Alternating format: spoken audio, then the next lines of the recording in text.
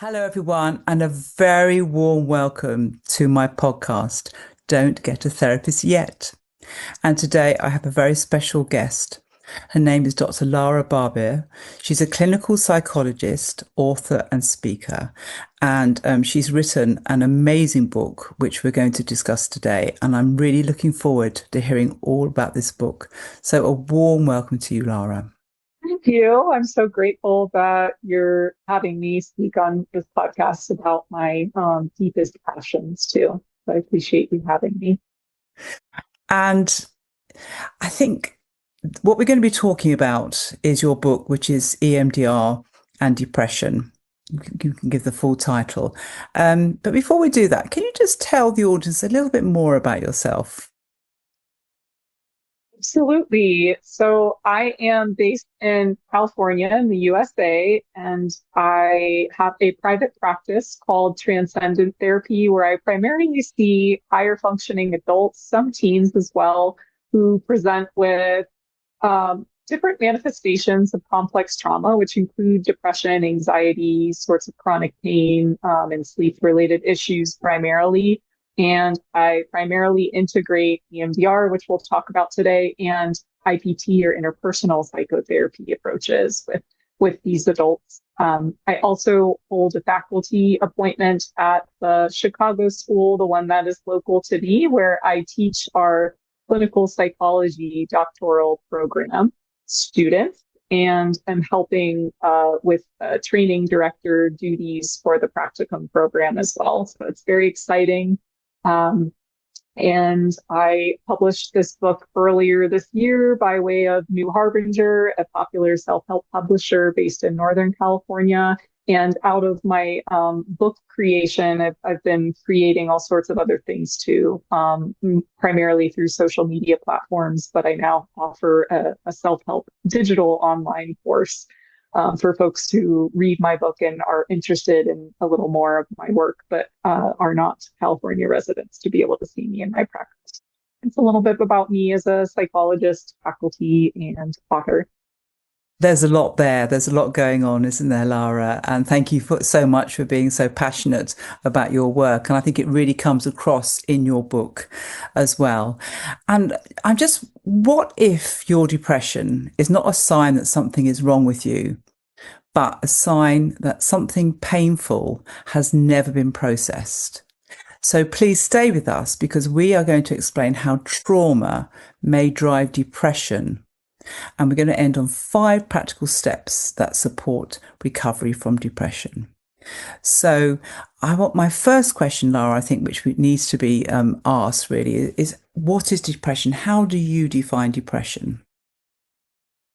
That is a very important starting place of, yeah, how do you even know if you have depression? And a lot of people might not even really see that they are depressed, in part because of how we're able to our defense mechanisms compartmentalize us from even being able to acknowledge or admit that. That's a whole journey in of itself. But the classic symptoms of depression that, when you're going through a screening questionnaire with your general or primary care practitioner, might be noticing that, right, you're feeling down, depressed, or hopeless, or that you have little interest or pleasure in doing the normal activities that you would be doing at your baseline, and then a whole host of other sorts of somatic symptoms that might accompany that, like just feeling a heaviness, the fatigue and exhaustion, undersleeping or perhaps oversleeping or vacillating between the two, different kinds of appetite and potentially associated weight changes that you might hold. Certainly feelings of excessive guilt or self-blame, like constant feelings like you're inadequate, like you're a failure. And then that can definitely affect like your ability to move through life, like super restless, like you're so fidgety, or potentially the opposite, that you're just super slowed down.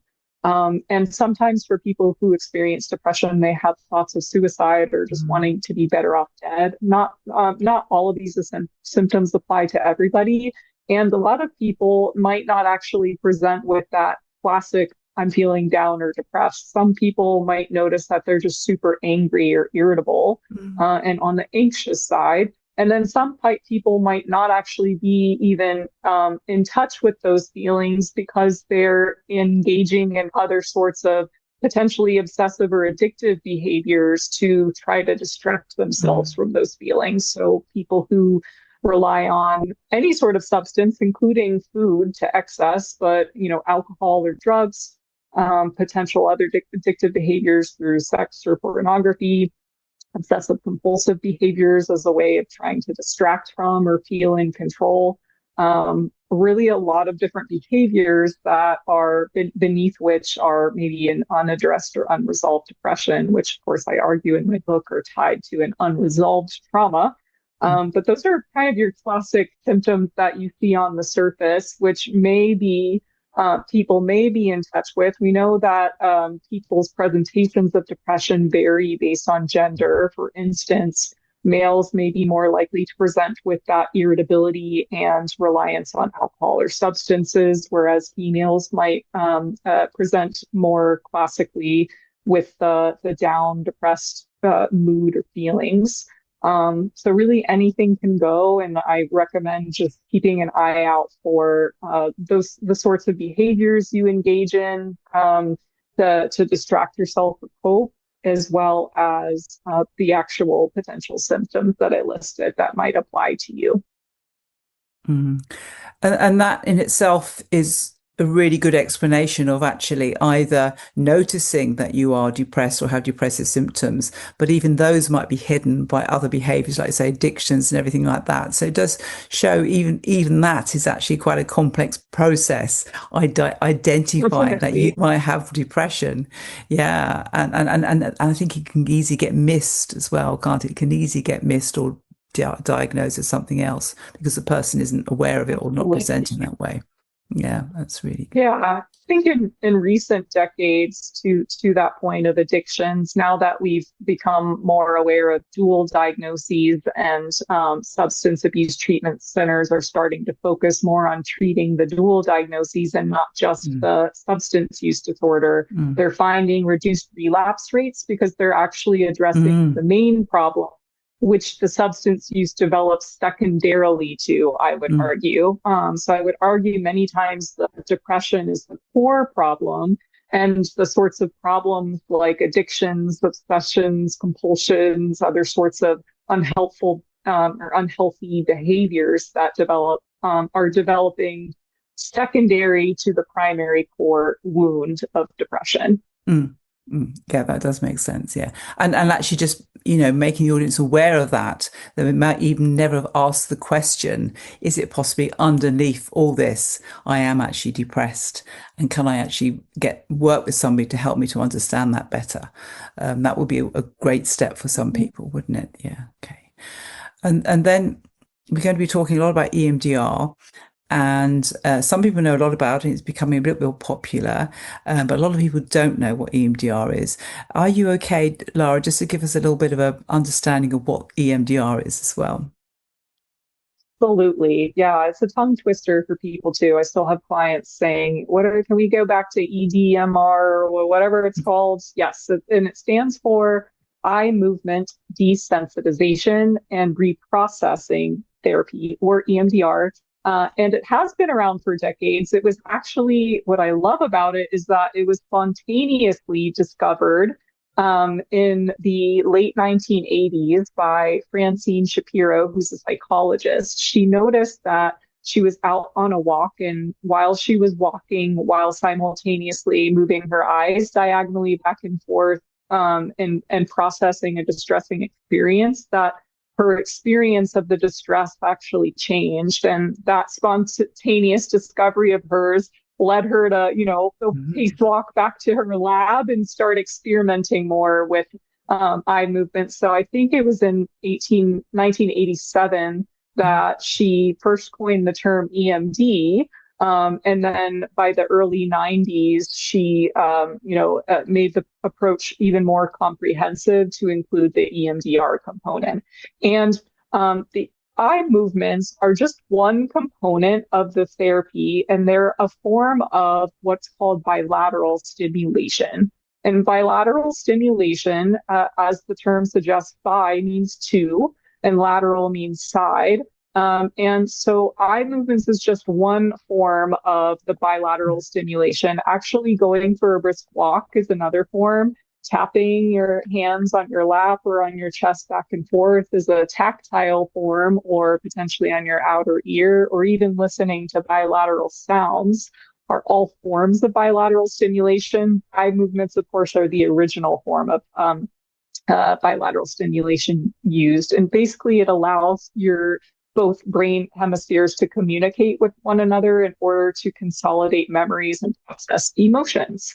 And so, what I like to say to describe EMDR to people is that EMDR works from the idea that your present day problems, depression, and the many ways that depression manifests, are actually triggering, right when you're having triggers of depression or feelings of inadequacy or low self-esteem or even anxiety during the daytime. What's actually happening is you're subconsciously remembering something early on that was never fully resolved. And so EMDR is basically helping you identify what are the things from the past that are unresolved that keep subconsciously coming up in the present? How can we help you explore and actually identify those? And when we can identify the core memories, we'll use eye movement or bilateral stimulation techniques, as well as kind of the setup for activating the memory network to help you resolve the emotional aspects of those memories that were never fully integrated. And by fully resolving those memories, it eliminates you from having those present day triggers, and also then allows you to respond in more aligned ways in the future. So it's a very comprehensive approach that includes elements of psychodynamic therapy, cognitive therapy, experiential therapy, a little bit of hypnosis as well, and a systems approach, among others. But those are, really just to many people, when they hear EMDR, might feel a bit of skepticism about it. I'll even admit, when I first heard about it, I felt a bit skeptical. But it's actually extremely comprehensive, and it's almost like psychoanalysis on steroids, because the insights that people gain from the processing can actually happen very rapidly. They can happen within a session, or even a day or two after the session, which in classic psychoanalysis can often take years to kind of getting that level of emotional insight is really what I'm getting at. And just to kind of wrap up the sense of EMDR, basically what it looks like is most of the randomized clinical trials, as well as my personal experience receiving EMDR and my professional experience providing EMDR to clients, is when you identify a core memory tied to a core wound that you want to shift and transform. Usually, each target memory is successfully resolved or reprocessed within 5 to 6 standard psychotherapy sessions, standard being 50 minutes. Some of the randomized clinical trials do 90-minute sessions. Mm-hmm. And if you have the luxury of doing a 90-minute session with a therapist, then the randomized clinical trials show that 3 90-minute sessions is often sufficient for reprocessing one target memory. Oftentimes people might come in knowing which core memories they want to process. Sometimes we need to start with what are some of the present day issues, and then do some exploration to identify the past issues. Some people, the people that I often see, myself included in receiving EMDR, have complex trauma and, end up reprocessing 10 core memories, perhaps from early childhood on through adolescence, sometimes in adulthood. And so that, if you're doing, 2 handfuls of memories, that can go over the course of a year if you add that 5 to 6 per core memory up. Okay, yeah, gosh, and I think the distinction of why our topic today is EMDR is very well evaluated, especially designed with trauma. But I think your point is that it's actually very good working with people with depression. And can you tell us a little bit more about, what's the story behind that? How did you find that out, Lara? What's the evidence of that? That is a great question. How did I first find that out? The instinctive thought that came to mind, well, is I lived it myself, because I have a history of depression myself that was first formally diagnosed when I was a teenager.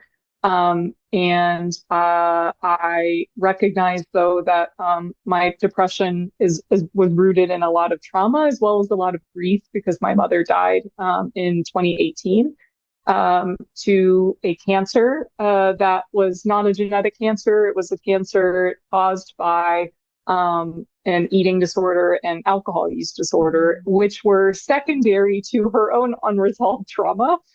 So I think my whole maybe life story and understanding of her depression, of my own depression, as well as, me being passionate nerd that I am to learning more about EMDR for depression, which there isn't a lot out there, Yeah. but there is a more recent meta-analysis, which of course I include in my book as well, in the introductory or second chapter.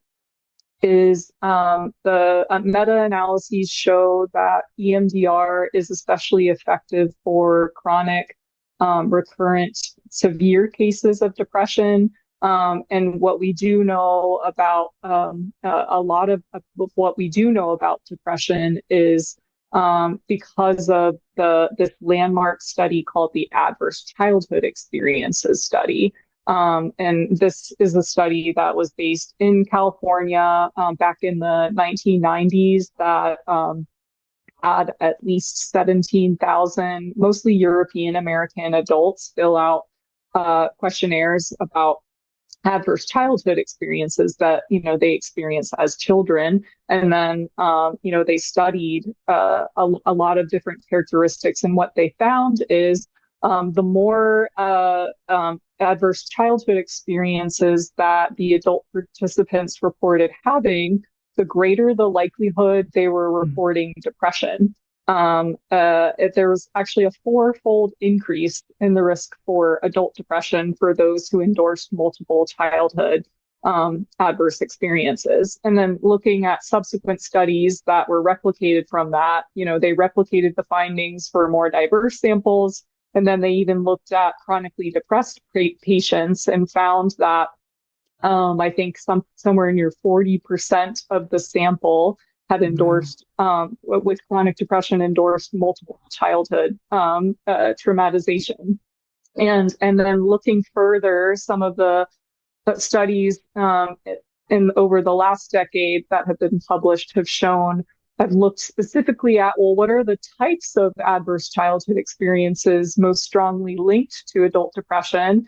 And interestingly, they found that emotional abuse and emotional neglect were the most strongly linked traumas to adult depression, and followed closely, though, by experiencing childhood sexual trauma, and I believe witnessing domestic violence or having an impaired caregiver. But bottom line, and what really makes a lot of conceptual sense to me, is that if we think about depression as this, for a lot of people, depression is this core wound of I'm not enough, right? That excessive guilt or the low self-esteem or low feelings of self-worth that are often pervasive in people with depression, especially with chronic depression.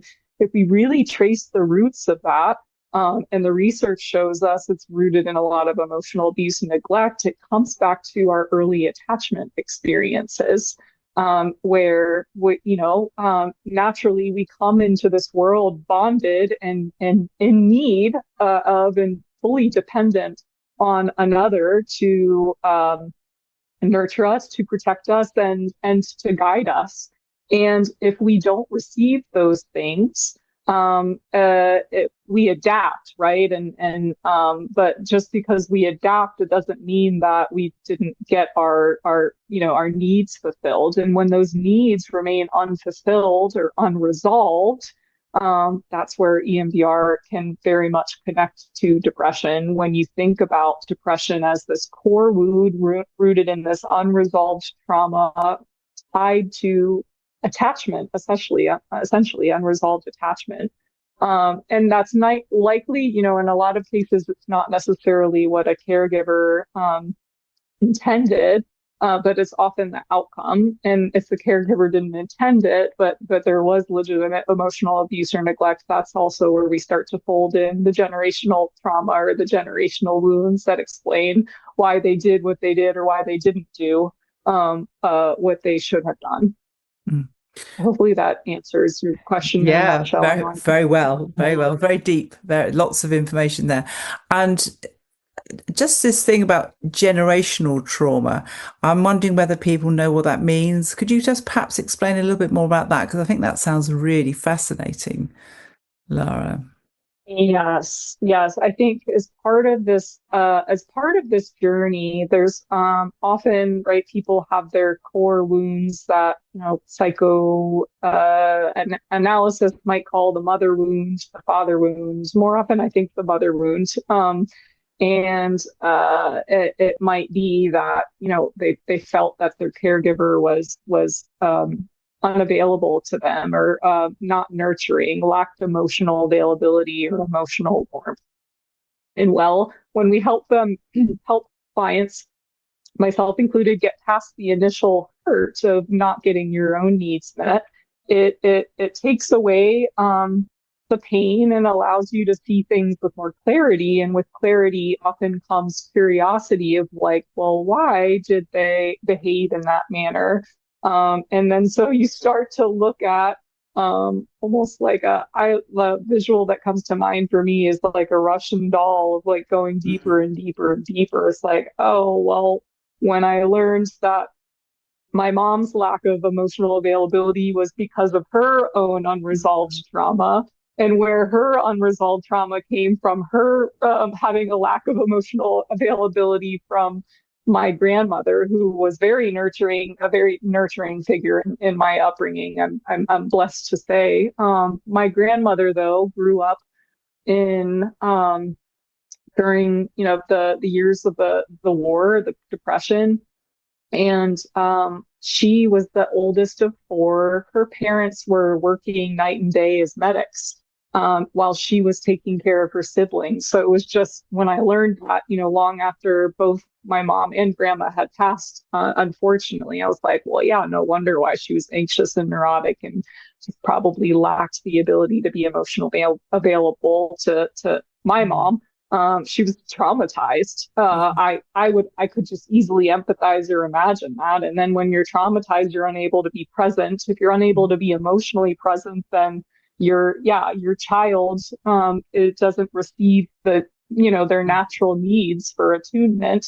That misattunement contributes to depression and this feeling of unlovability that then, right, and my mom had subsequent other types of trauma as well, to my knowledge. So that's kind of where the generational trauma gets unconsciously transmitted from generation to generation until, I think, the other generations become, or I think just as a whole, like stigma is slowly reducing, and help seeking is becoming increasingly acceptable.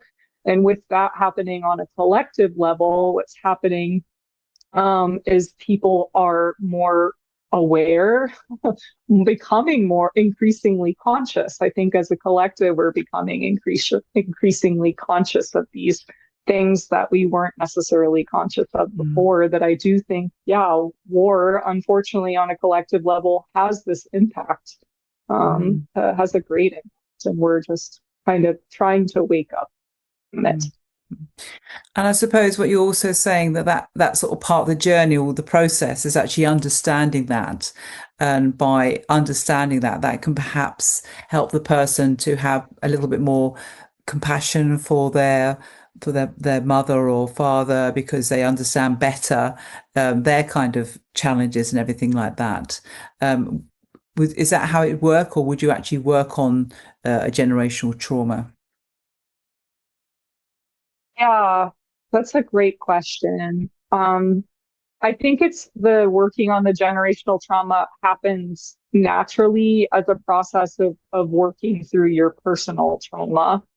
Because I think the personal is generational. I have a hard time knowing how to separate that, especially since we know that when our grandmother was 5 months pregnant with our mom, we were being impacted because right, Mm, the baby's egg is already formed at that point. So like we are biologically carrying within us that generational trauma. And so it does kind of mm. blend in with the personal trauma in my mind, at least, which is, I'll admit, complicated and dense. Wow.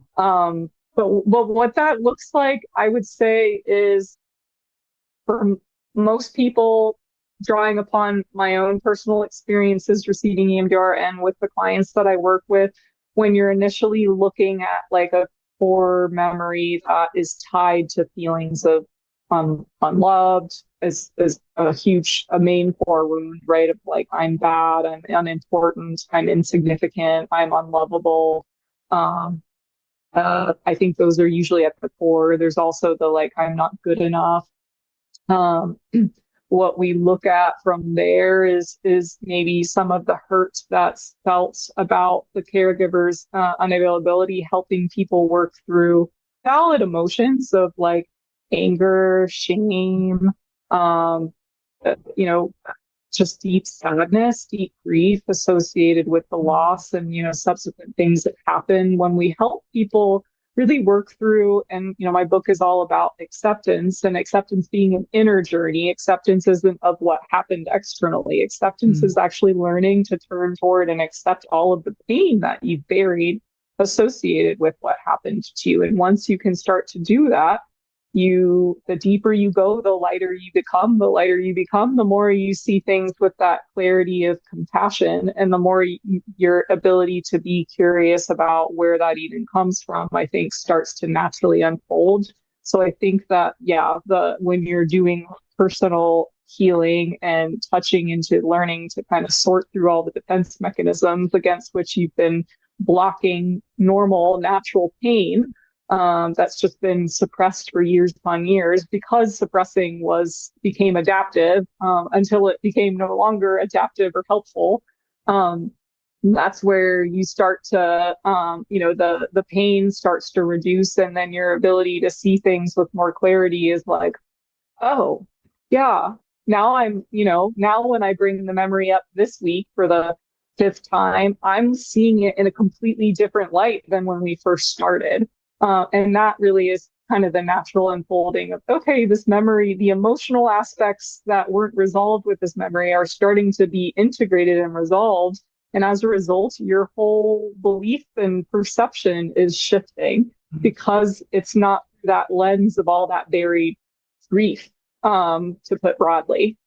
And being able to help you actually allow yourself and multiple selves, I guess, arguably, to grieve, is what allows you to see things with more clarity and compassion, to be curious, then to perhaps grieve things from your generation, that have, like, been passed on unconsciously or have influenced, um, where things are. And then oftentimes, I think the like acceptance on steroids is gratitude, of like of coming to a place of like gratitude that things happened the way they did, and almost a recognition like it needed to happen the way it did, and a greater appreciation for your ability to work through these challenges, which then EMDR shows helps actually increase your self-efficacy and your confidence, um, which then helps you actually navigate the world in that manner. And that's often what most people with depression are looking for and needing too, of wanting to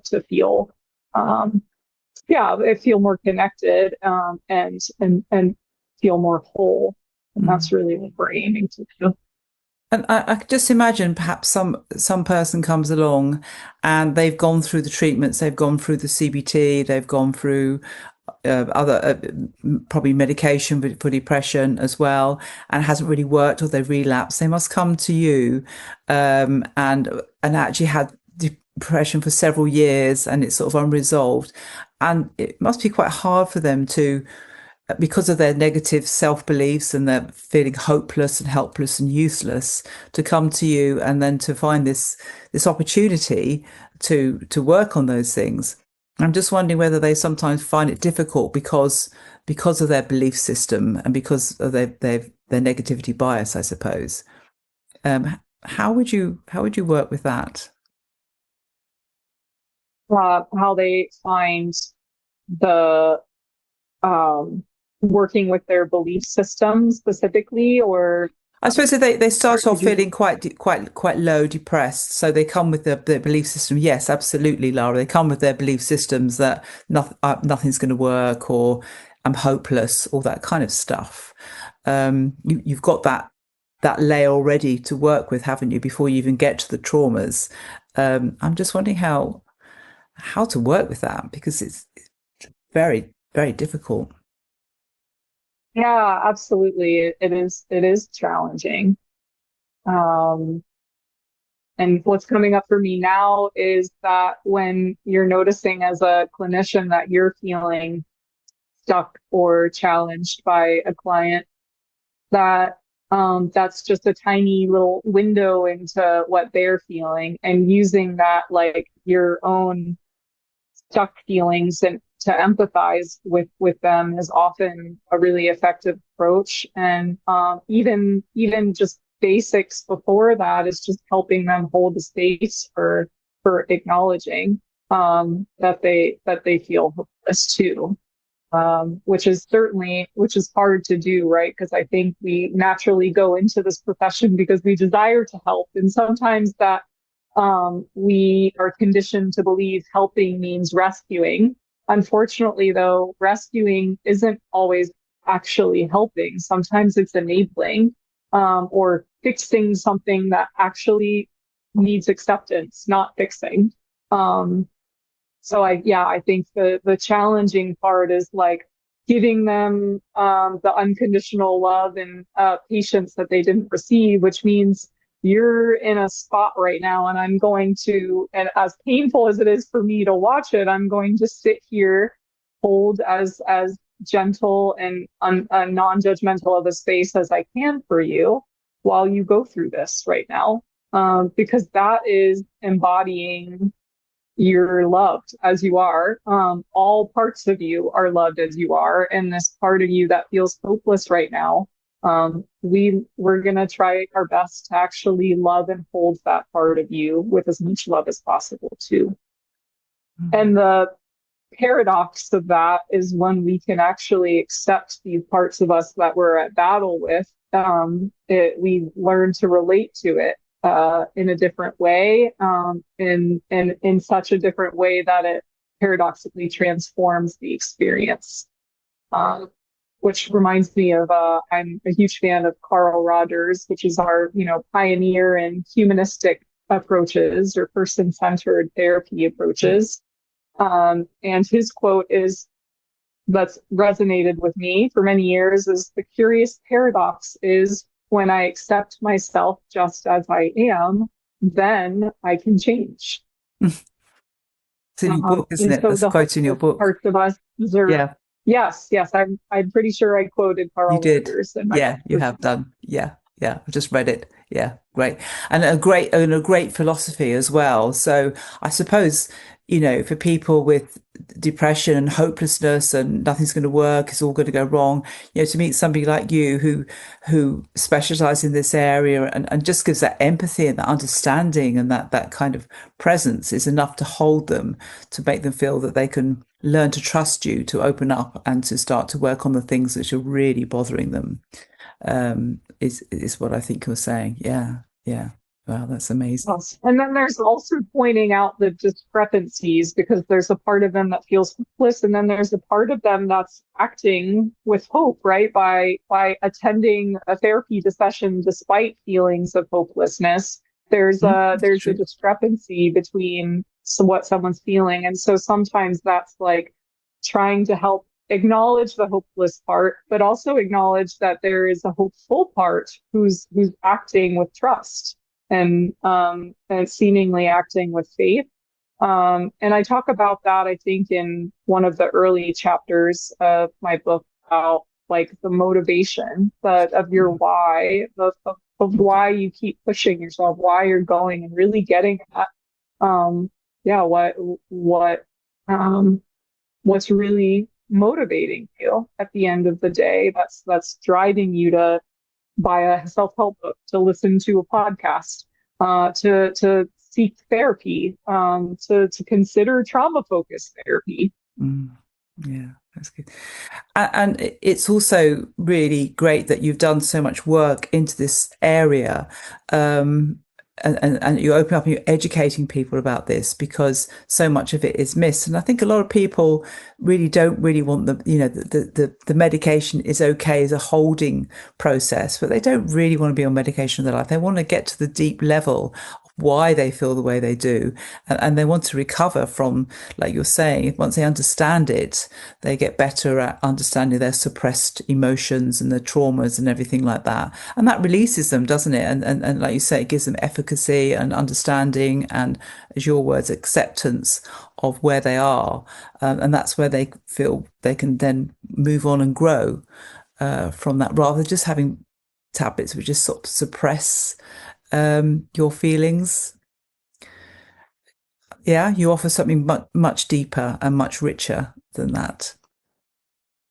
Well, yeah, the awareness and I mean insight, many people might think insight is just like understanding something intellectually, and insight is so much more than that. Insight is when there's an emotional insight that meets the intellectual, because a lot of people with depression can intellectually understand, I know that I'm lovable, I know that I'm adequate and I'm competent. I don't feel that way though, right? And a belief, if we're trying to shift a belief system, and if we conceptualize depression as a belief system in unlovability, on being unwanted, being incompetent, etc., in order for us to shift that belief system, we do have to dig deep. We do have to go onto the emotional, on the nervous system level too, right? And the way that we learned these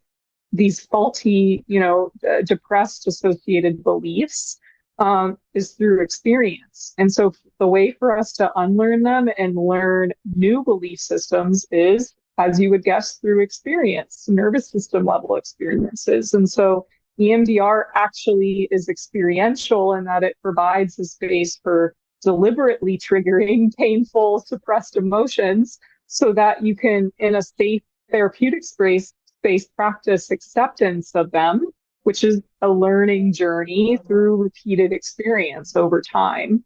In the context of a secure attachment relationship, which many people with long-standing chronic depression also have insecure attachments, because they, part of the problem of depression is not just what was your trauma, it was what happened to you, and also who was not available for you, in that you've been carrying this all this time alone, right? And so part of that solution is no longer hiding and isolating in that depression, which happens in the context of a safe, emotionally safe, especially secure base and relationship that they likely never had.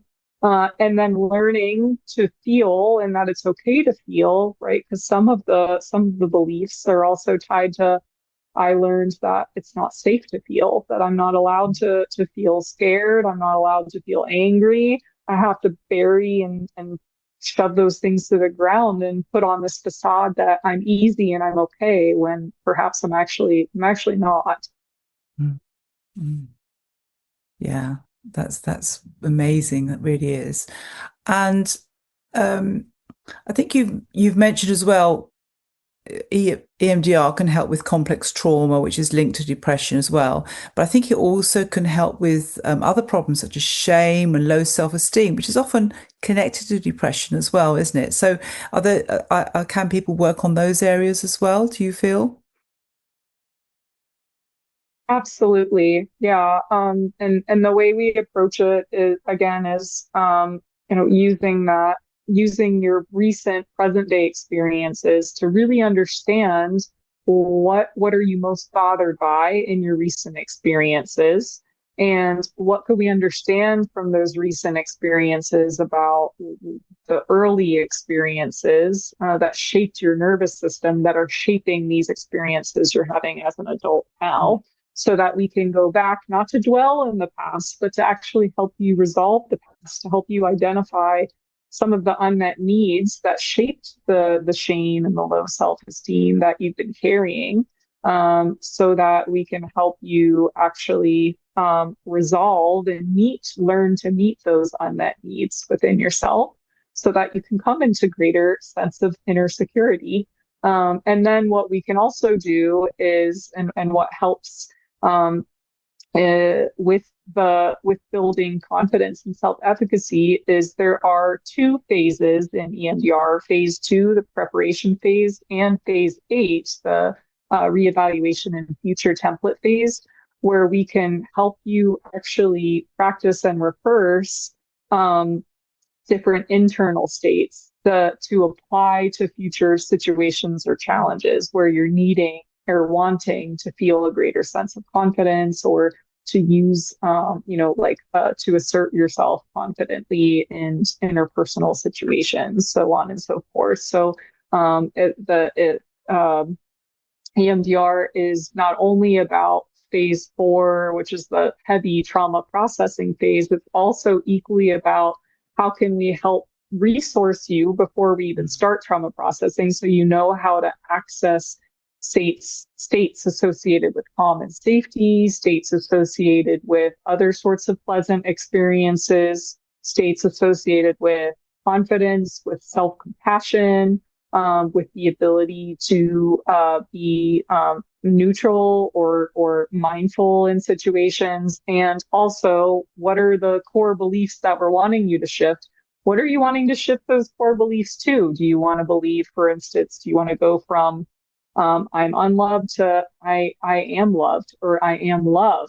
Or is it related to trust, right? I can't trust myself. I actually can trust myself, and I can forgive myself for past mistakes I made that I couldn't have known were mistakes otherwise until I learned, right? Or so we're helping you shift to what is the problem? What is the core wound, and where do you actually want that to go? What do you want it to shift into? And then once we've helped with that shift, we're helping you also practice, well, what does this this new belief system you're trying to embody actually look like in your real life, and how can we help you rehearse that and prepare for future situations embodying desired new belief system.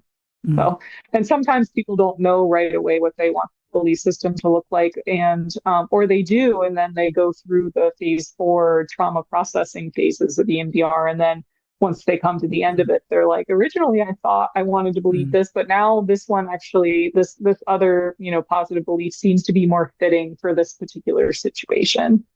So yeah, using a lot of ways to help combat shame and low self-esteem, and to come into confidence and power and assertiveness, or, whatever terminology or language clients use that are more in line with their preferences.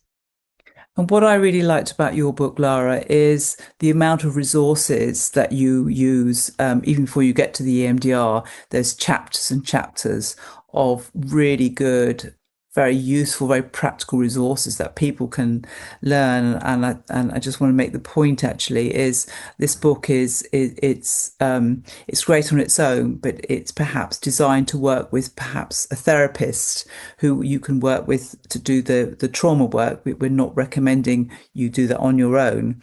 But what the book actually gives is so many examples and details of how to actually, overcome your, to build your resources and your self-esteem as well, to actually prepare you for doing the perhaps more deeper and challenging work. And one that I thought was lovely was the sweet spot. Are you okay to sort of tell us a little bit more about how that one works? Absolutely, yes. And I'm glad you brought that up now while we're on the subject of the phases 2 and phases 8, which, yeah, going just briefly through the phases. Your first phase, of course, is our assessment. So we're, Yeah. assessing the present day issues and how they're rooted in past issues. The second phase is our preparation, which is helping make sure that you know how to access relatively calm and safe states and help you access other sorts of resources that you might be needing in your present day life.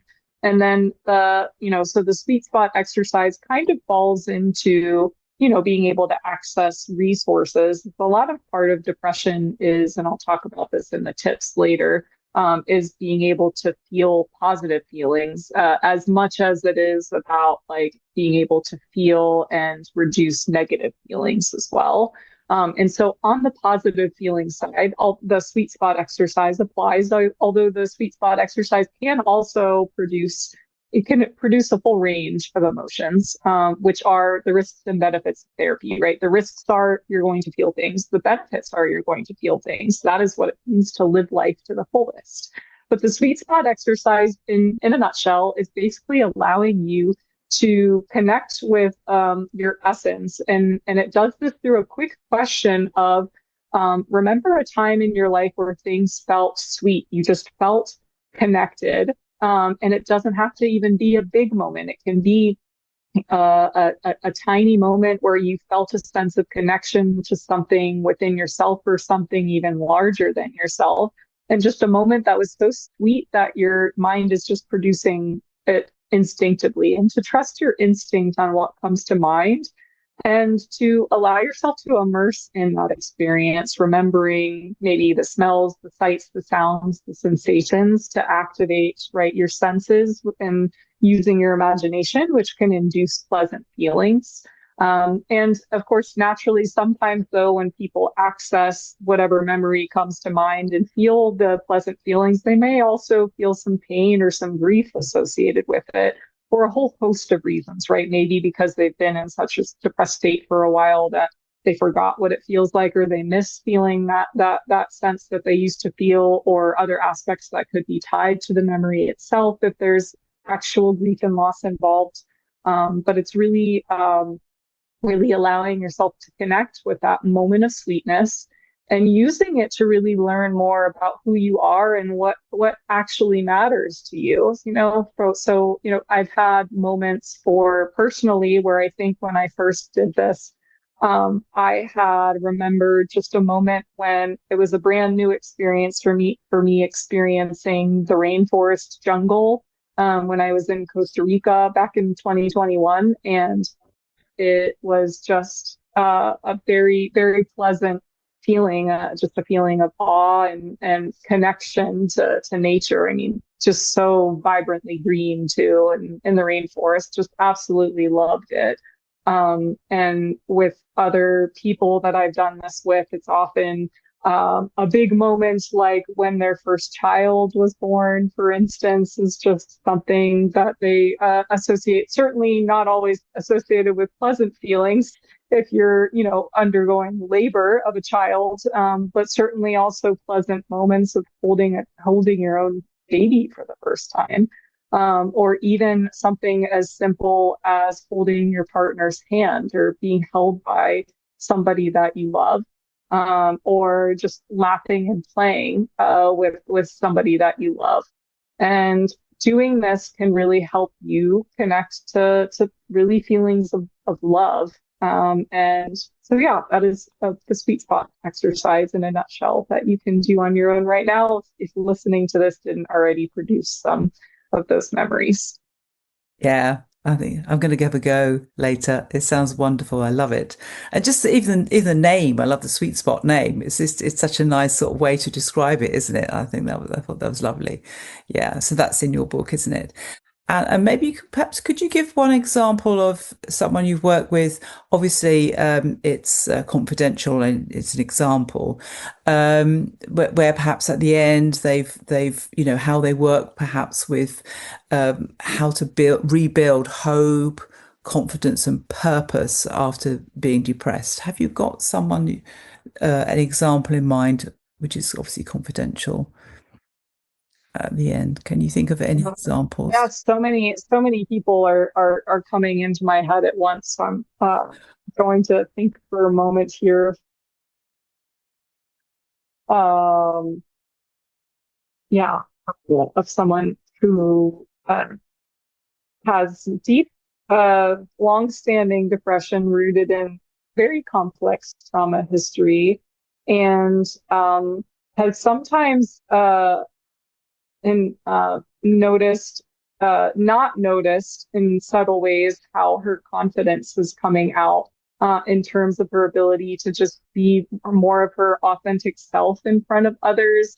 That I've kind of had to help point out to her of like, hey, you're doing this thing that you're telling me you're doing this thing in your interactions at work that are like not things that you would normally do. And there's like an oh, wait a minute, I am doing this thing. Um, there are also points with her where she can become tearful in session because she genuinely now has such a greater self-compassion that she feels proud of many of the things that she's done. She's been proud, very insightful about the fact that her life has been driven by fear and how she doesn't want to be driven and controlled by fear in her life. And she recognizes that she's not perfect in that. And she's starting to give herself more grace and patience in that. And just by shifting to her inner relationship in that way, it's paradoxically helping reduce the fear, increases the compassion she feels towards herself. And those feelings of compassion towards herself and ironically are actually increasing her confidence because the way she's treating herself is with more emotional warmth, more kindness, more words of encouragement instead of some of the emotional abuse that she had Mm. received that she was used to and was used to internalizing and treating herself with that more criticism and abusive side that was, ironically, the shame was a way of trying to motivate her, but she recognized, well, shame is kind of tied to fear, and that fear is not the way that I want to be motivated. I want to be motivated by love and compassion and creativity and connectedness.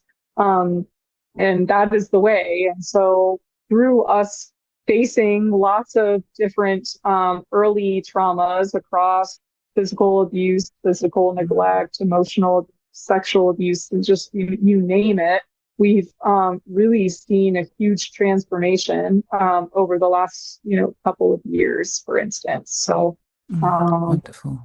there's a lot of right completely restructuring her foundations, and it doesn't happen overnight, right? Like Mm. I said, if you're trying to really heal the roots of your depression, don't expect a quick fix for it because what you're asking for is a whole new nervous system Yeah. level of a belief system. And that's not just going to happen overnight. So we Mm. were even in phase 5, which is the positive belief installation phase that happens after the phase 4 desensitization, which is the main trauma processing phase. Trying to help her embody this new belief I think about I deserve to be loved is maybe the phrase that was most resonant for her. And she notices some, anxiety with it. She's like, this is just a completely new way of like relating to myself and through my life. I don't, and that she was compassionate towards herself of it. Like, yeah, I don't expect this to just like shift. I think it's going to be an embodying that's going to need to happen through experiences, but she feels hopeful and confident that she's going to get there. And that her, yeah, she's really been rebuilding herself through this journey, which is extremely challenging, Yeah. and also though incredibly meaningful. It builds character, it builds strength, it builds confidence, it builds hope that oh, I can do hard things.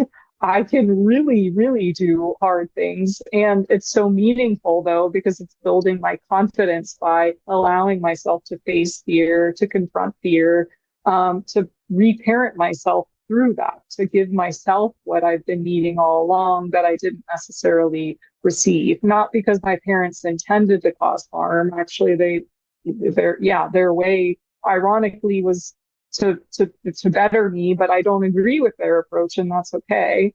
So yeah, that is definitely uh, a profound transformation that I feel deeply grateful to be a part of people's journey in such a meaningful and intimate way.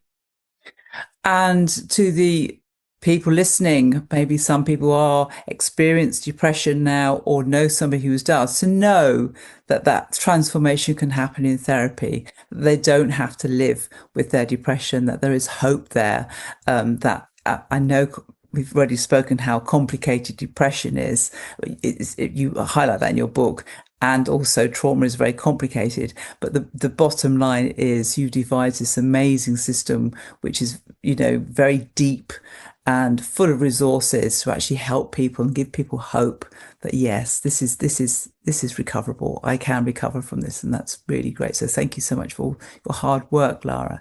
And before we go into the details of your book, I just want to ask one small little favor, is perhaps you could give the audience sort of 5 top tips on how to manage depression, because that's something they can go away with and do now, and that might be really, really helpful to some people.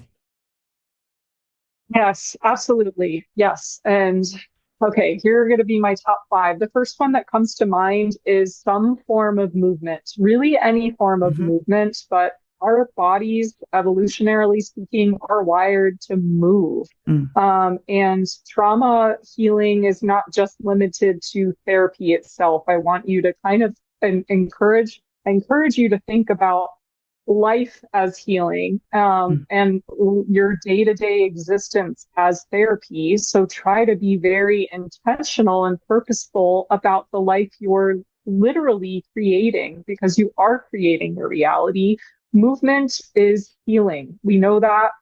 We know, great studies show dancing is associated with reduced depression, that physical exercise, especially aerobic exercise, when done consistently, acts as a natural antidepressant. So any form of movement, an added bonus if you're, outside and connected to nature and off of your screen, and or connected with a meaningful community. I start my days with a local boutique gym community that is just super communal and motivating for me, and I absolutely love it. And I just love a good sweat and the good challenge that comes with pushing yourself with a meaningful and supportive community. So movement is one. The second one coming to mind is developing a gratitude practice. Mm. Um, we're often so focused Mm. on problems. It's just how we're wired as humans. Yes. We're wired to think critically and focus on problem solving and only problem solving.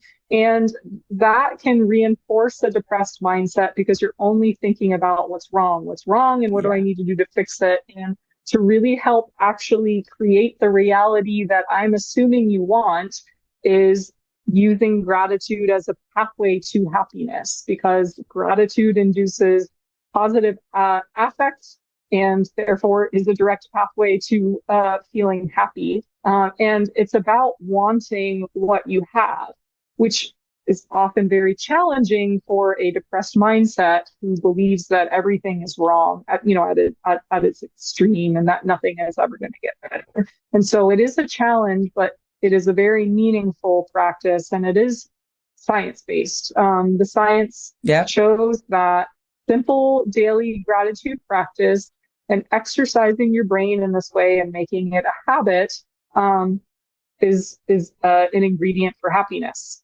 And so the exercise I will recommend is the 3 good things exercise. I do it sometimes every evening, but for the most part, I usually do it consistently every morning over the last 6 years.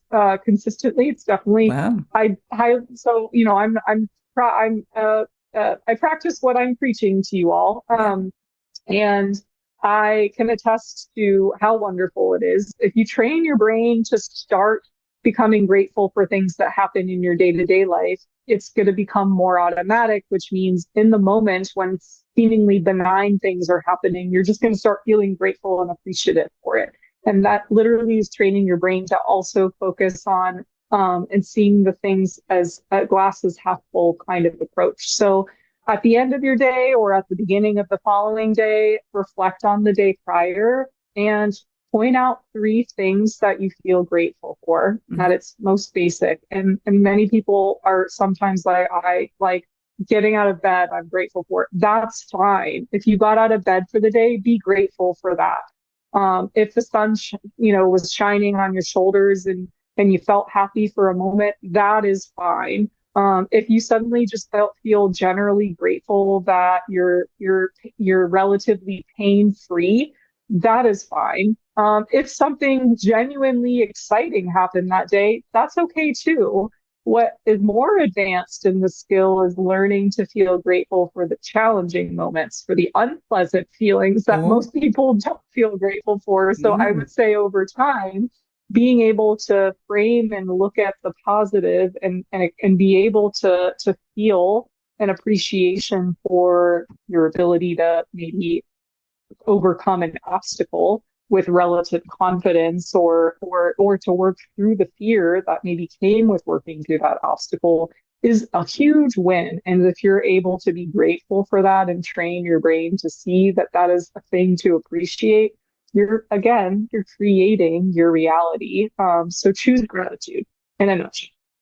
Um, Three is support, right? The right people, there's a kind of a chicken and egg problem between depression and isolation, right? We know that people are depressed to isolate, but we know when you isolate, it leads to depression as well. Sometimes I think isolation is different from solitude. So I'm not saying don't spend time in solitude if you feel a draw to spend time in reflection. That's okay. mm, Um, but my third point is certainly tied to support, and finding the right kind of support for you. And that would mean, right, to the extreme level, if you're seeking therapy, getting the right kind of therapist, one who you feel naturally like relatively comfortable with. It's not always a comfortable setting. It's normal to feel nervous and guarded. Especially if you have an unresolved trauma history that you're trying to work through. But try to trust those yes feelings that you feel if you're choosing a therapist, but then even making sure that you're surrounding yourself with a community that you consider supportive to you, which with the work of a therapist maybe can, and the work through trauma work can help you with appropriate boundary setting, weeding off from or cutting off connections that aren't true connections for you, if you're being honest with yourself, and nurturing supportive connections that you find, because healing doesn't really just happen in isolation. I really do believe that healing, especially from the roots of attachment related trauma and depression, involve healing that happens in a secure base kind of format in a community through friends, potentially family members, potentially not, and other loved ones, significant others. Um, so that is number three. Number four, I would say, is connectedness, in the sense of spirituality. I wouldn't say you have to be religious or even spiritual, but developing some sort of practice that helps you feel connected, which might be movement, right? It might be tied to number one, which is the movement. But I think that it could also be something different, right? Like for me, right, going on a hike is mm, something I do for movement, but it's also something I do for connectedness, mm, something mm, being connected to something larger than myself, and being out in nature is just deeply healing for me. So thinking about what that practice is for you. Are there particular rituals or practices that you've been drawn to in the past that might be calling to you, whether that be going to sound baths, to cacao ceremonies, to yoga classes, to other sort of community-based classes? Is it learning something new that you really enjoy doing? Expanding your horizons to going on adventures, which don't have to be physical adventures. They can be mental adventures through learning something new. Really finding that and drawing upon that sense of connectedness is absolutely, I think, going to be a necessary part of your healing journey. And then the fifth one is, which might be connected to the others as well, is being able to incorporate play and humor into your life. Okay. I think if you have depression rooted in deep trauma, many people think that going through trauma work has to be really heavy. And while there are periods where it is certainly heavy and your body feels it, and that's okay, it doesn't always have to be heavy and dark. You can find, that depending on your sense of humor, some humor and lightness in the darkness. Yeah. So making sure to incorporate play and humor, and even drawing upon your connectedness to spirituality, to your supportive, to your actual community of your support system, are definitely important. So incorporate play and humor in your day-to-day life, and you're probably creating more of the reality that you see. That's really good. Yeah. Excellent. And all very doable as well. They're excellent sort of examples that people can just take away. And Lara, you've been so generous with your knowledge and your wisdom and your sharing experiences as well. Thank you so much for that. And I highly recommend your book because it's a very unusual subject. I think, people don't really, they will get treatment for depression, which will probably be CBT, and that's fine. There's nothing wrong with that. It can help people enormously. But if you actually are aware that you have unresolved trauma, this is another opportunity for you to sort of investigate that and feel as though, if your past is holding you back, maybe that's something to consider, is EMDR with depression. So I really hope people who have this problem, or they know somebody, reach out and buy your book, because it is so rich in resources.